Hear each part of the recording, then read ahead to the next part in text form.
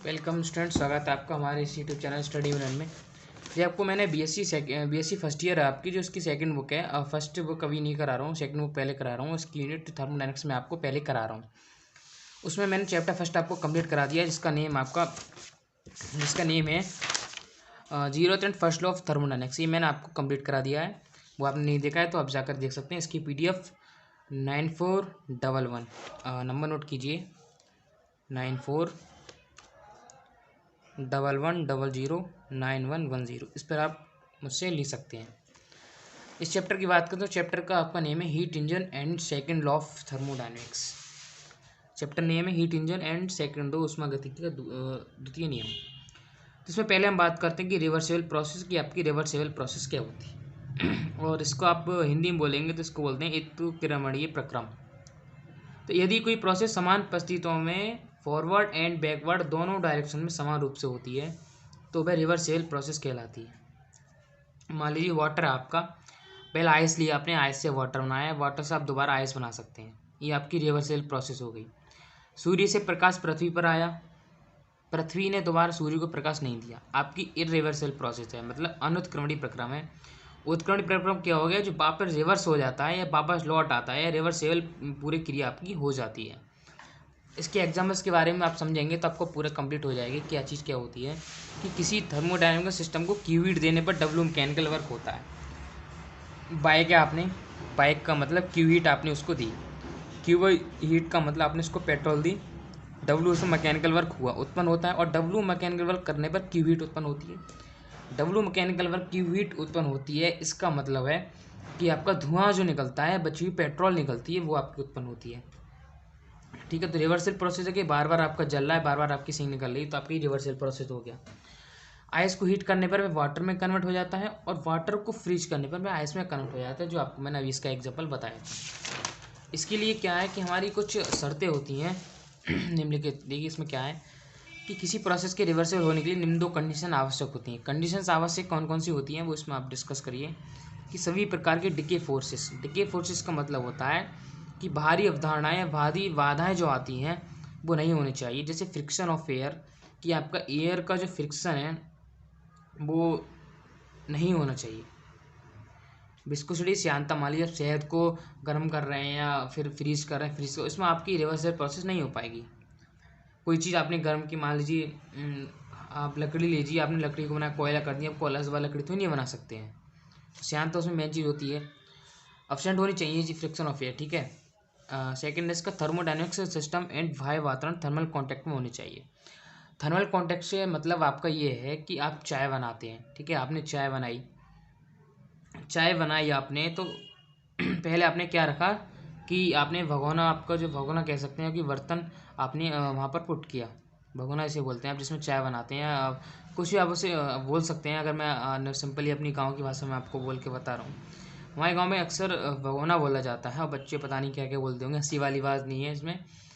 तो भगोना से हम बोलते हैं, उसमें आपने चाय बनाई तो वो थर्मल कांटेक्ट में है। चाय आग आपकी एक थर्मल कांटेक्ट में है, जिसमें आपकी क्या कि आप नीचे से आग जला रहे हैं, वो चाय बननी स्टार्ट हो जा रही है, ऊपर आराम से हीट पहुंच रही है। इट्स मीन्स कि आपकी आग और आपकी जो टी है या चाय है वो भगोना है आपका, वो थर्मल कॉन्टैक्ट हो गया, और आपकी दोनों चीज़ थर्मल कॉन्टैक्ट में है। वास्तव में एवं बहुत कंडीशन पॉसिबल नहीं है, अतः रिवर्सल प्रोसेस एक आइडियल कॉन्सेप्ट है जो कि सामान्यतः पॉसिबल नहीं है। लेकिन according to physics and according to scientist, भाई फिजिक्स में कुछ भी हो सकता है, कुछ भी हो सकता है भाई, कुछ भी हो सकता है। केमिस्ट्री में भी कुछ भी हो सकता है। बच्चे कुछ पढ़ते हैं, हम कुछ सीखते हैं, कुछ टीचर बताते हैं, कुछ हम क्या सोचते हैं। भाई फिजिक्स केमिस्ट्री का हमें समझ नहीं आता है भाई क्या चल रहा है। वास्तव में एवं बहुत कंडीशन पॉसिबल नहीं है। बात क्या है भाई, बात करते हैं इरिवर्सल प्रोसेस के बारे में। वे प्रोसेस जो केवल एक डायरेक्शन में होती हैं इरिवर्सल प्रोसेस कहलाती है। एक डायरेक्शन का मतलब ये नहीं है कि आप सीधे बम्बई जा रहे हैं तो ये प्रोसेस थोड़ी ना होगी भाई। डायरेक्शन का मतलब ये है कि सूर्य से प्रकाश आया, वापस पृथ्वी ने नहीं दिया, भाई मैं नहीं दे रही तेरे को, पृथ्वी ने बोल दिया भाई मैं नहीं दे रही तेरे को। ठीक है, तो वही चीज़ आपकी एक इरिवर्सल प्रोसेस कहलाएगी। वे प्रोसेस जो केवल एक डायरेक्शन में होती हैं। चाय बन गई, चाय से दोबारा आपका पानी नहीं बन सकता। बन सकता है? नहीं बन सकता भाई। एक बार आपका दूध फट गया, दही बन गया, दूसरा दही नहीं बनेगा। ये रिवर्सल प्रोसेस है भाई आपकी। ठीक है, समझिए आपका फ्री एक्सपेंशन और जूल थॉमसन एक्सपेंशन, जो आप आगे पढ़ेंगे कि क्या चीज़ होती है। इसमें क्या है कि इसमें एक मेन टॉपिक आता है हीट इंजन, जो कि आपकी परीक्षा की दृष्टि से वेरी वेरी इंपॉर्टेंट है। टेंशन मत लीजिए, आपको फुल सिलेबस में आपका कराऊंगा, बस आपको क्या है रेगुलर बने रहने हैं। उसमें इंजन क्या है कि हीट इंजन एक ऐसा अरेंजमेंट है जो हीट को मैकेनिकल वर्क में कन्वर्ट करता है।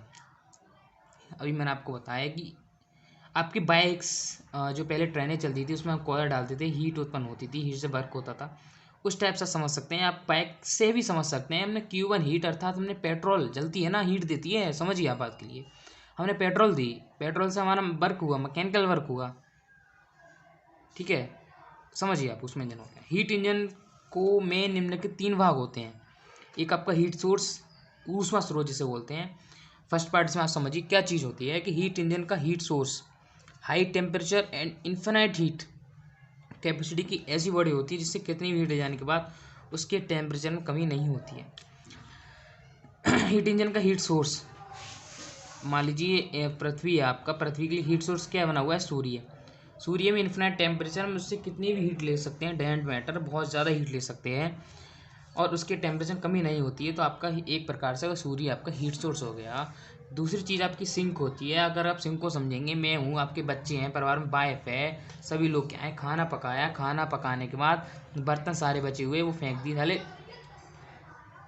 सारे बर्तन उसमें फेंक दी, सारे बर्तन क्या गया आपने उसमें सिंक में फेंक दिया। अरे इसका मतलब क्या है कि टोटल बचा हुआ हमारा जो बचता है, खाने का बचता है या बर्तन आपके जो बचते हैं वो किस में फेंकते हैं, वो फेंकते हैं हम सिंक जिसे हम बोलते हैं, उसमें हमने उसको जाके फेंक दिया, तो वो चीज़ आपकी क्या है, सिंक कहलाती है। आगे हम बात करें सिंक, देखिए क्या चीज़, आपने बाइक का इंजन देखा होगा, इंजन का जो साइलेंसर होता है वही चीज़ इन बाइक का साइलेंसर होता है। आप जस्ट लाइक का सिंक, हीट इंजन की sink, low temperature infinite heat. Low temperature मतलब ये थोड़ी नहीं है कि आप उसको 500 डिग्री सेल्सियस दे रहे हैं तो 500 डिग्री सेल्सियस भाई खराब हो जाएगा, लेकिन इन्फिनिट हीट, उस हीट आप देते रहिए वो ऑब्जर्व करता रहेगा, निकालता रहेगा। तो इन्फिनिट हीट कैपेसिटी की ऐसी बॉडी होती है जिससे कितनी भी हीट दी जाए, आप उसको कितनी भी हीट दी जाए बट उसके टेम्परेचर में कोई इंक्रीजमेंट नहीं होता है, समझ गए आप। आगे बात करें वर्किंग सब्सटेंस, इसमें जो वर्किंग सब्सटेंस या कार्यकारी पदार्थ होते हैं वो कौन कौन से होते हैं। हीट इंजन का वर्किंग सब्सटेंस सॉलिड, लिक्विड या गैस किसी भी फॉर्म में हो सकता है, समझिए। हीट इंजन का वर्किंग सब्सटेंस सॉलिड अर्थात कोयला भी हो सकता है, लिक्विड पेट्रोल भी हो सकती है, गैस CNG भी हो सकती है, किसी फॉर्म में हो सकता है भाई। हीट इंजन का वर्किंग सब्सटेंस हाई टेम्परेचर के हीट सोर्स से हीट लेकर, हाई टेम्परेचर के हीट सोर्स, पेट्रोल होता है भाई आपका हाई टेम्परेचर होता है, आप जला के तो देखिए, नहीं आप घर पे प्रयास मत करिए इस चीज़ का, लेकिन आप जब उसे जलाकर देखेंगे तो आप खुद समझ पाएंगे इस चीज़ को कि हाँ भाई कितना आपका होता है। हीट लेकर उसे हीट लेकर हीट सोर्स से हीट लेकर उसका कुछ पार्ट मैकेनिकल वर्क में कन्वर्ट हो जाता है। कुछ पार्ट का मतलब ये है कि आपकी टोटल पेट्रोल थोड़ी नहीं जल जाती भाई, आपकी टोटल पेट्रोल जल जाएगी तो धुआं कहाँ जाएगा, जिसमें आप स्मोक बोलते हैं, सिंक में ही जाएगा ना। तो बची कुची आप जली हुई पेट्रोल उसे कह सकते हैं, उसका कुछ मैकेनिकल में कन्वर्ट हो जाता है, CS heat low temperature sink को देकर वापस अपनी कंडीशन में आ जाता है, धुआं निकालता रहता है, वर्क होता रहता है आपकी रिवर्सिबल प्रोसेस भी, ये प्रोसेस बार बार रिपीट होती रहती है। वर्किंग सब्सटेंस आपके आ गए। आगे हम समझते हैं कि वर्किंग ऑफ हीट इंजन की, हीट इंजन आपका जो कार्य कैसे करता है। तो हीट इंजन की वर्किंग को नीचे ड्रॉ किए गए ब्लॉक डायग्राम की हेल्प से समझा सकता है। कुछ नहीं है, जो आपने पीछे पढ़ा था सेम वही चीज़ है। हीट सोर्स हमारा T1 है, ये आपका पूरा हीट सोर्स हो गया, यहाँ से हमने इसको Q1 हीट ली यहाँ से, और हमने W मैकेनिकल वर्क किया, क्या किया, W मैकेनिकल वर्क, इसमें क्या है, हमने इंजन को घुमाया, इंजन ने कार्य किया, और Q2 हमारी हीट मतलब अर्थात जो कच्ची हुई पेट्रोल बची वो सिंक को चली गई। तो वही चीज़ हमारी इसमें है कि ये वो डायग्राम हाई टेम्परेचर T1 का हीट सोर्स अर्थात जहाँ भी हमारी हीट सोर्स प्रेजेंट होती है, लो टेम्परेचर T2 की सिंक है जिसकी हीट कैपेसिटी इन्फिनिट होती है। पीछे पढ़ा दिया मैंने आपको। हीट सोर्स एंड सिंक के बीच वर्किंग सब्सटेंस प्रेजेंट होता है, वर्किंग सब्सटेंस मतलब इंजन प्रेजेंट होता है जो हाई टेम्परेचर T1 की हीट सोर्स से Q1 हीट लेकर W मैकेनिकल वर्क करता है, और शेष heat Q2 low temperature T2 sink को देकर वापस अपनी फॉर्म में आ जाता है। मैंने आपको पीछे पढ़ा चुका हूँ। इस प्रकार हीट इंजन द्वारा एक कंसेप्ट एक कंप्लीट साइकिल में किया गया कार्य निम्नलिखित होगा कि W equal to Q1 minus Q2। आपको फॉर्मूला याद रखना है कि W equal to Q1 minus Q2। आगे हम बात करें कि इफ़िशियंसी ऑफ हीट इंजन, ये टॉपिक हीट इंजन का ही है। देखिए जब मैं नई टॉपिक के बारे में बात करता हूँ तो एक स्टार का मार्क लगा के साइन करता हूँ, तो आपको समझ जाना है कि उसी का टॉपिक है। ये उसमें इंजन की दक्षता ही आपकी जो है बहुविकल्पी आपके ऑब्जेक्ट टाइप क्वेश्चन आते हैं, उसमें ही पूछ ली जाती है। ध्यान देने बात है कि हीट इंजन द्वारा एक कंप्लीट साइकिल में किए गए मैकेनिकल वर्क, हीट इंजन द्वारा एक कंप्लीट साइकिल में किए मैकेनिकल वर्क डब्ल्यू, आपने डब्ल्यू पूरा मैकेनिकल वर्क किया, हीट सोर्स द्वारा ली गई हीट Q1 के रेशियो को, Q1 हीट ली, डब्ल्यू मैकेनिकल वर्क किया कि इफिशियंसी उसकी दक्षता से दक्षता कहलाती है। Q1 और तो डब्ल्यू मैकेनिकल वर्क के रेशियो को हीट इंजन या इफिशियंसी ऑफ हीट इंजन कहते हैं। इसे ईटा से रिप्रेजेंट करते हैं, इसे ईटा से रिप्रेजेंट करते हैं। तो ईटा इक्वल टू आप लिख सकते हैं W/Q1, इसका रेशियो लिखना है। आपने आप पढ़ा था भी कि W equal to Q1 minus Q2, यहाँ पर आप लिखिए W का मान रख दीजिए यहाँ पर Q1 माइनस Q2, और ईटा इक्वल टू 1 माइनस Q2/Q1। तो आप यहाँ से अगर इस फॉर्म में लिखना चाहें तो Q1 माइनस Q2/Q1 आ जाएगा। तो वही फॉर्म को हमने इसके सेल्फ फॉर्म में लिख दिया है। कार्नो हीट इंजन क्या होता है, इसके सही पार्ट्स मैं आपको नेक्स्ट वीडियो में डिस्कस करने वाला हूँ। तो अभी आपको क्या है कि इसको एकदम क्लियर कर लेना है। PDF आप 9411009110 इस पर मैसेज करें, आप मैं उस पर प्रोवाइड करा दूंगा, और आपको ध्यान से पढ़ना है।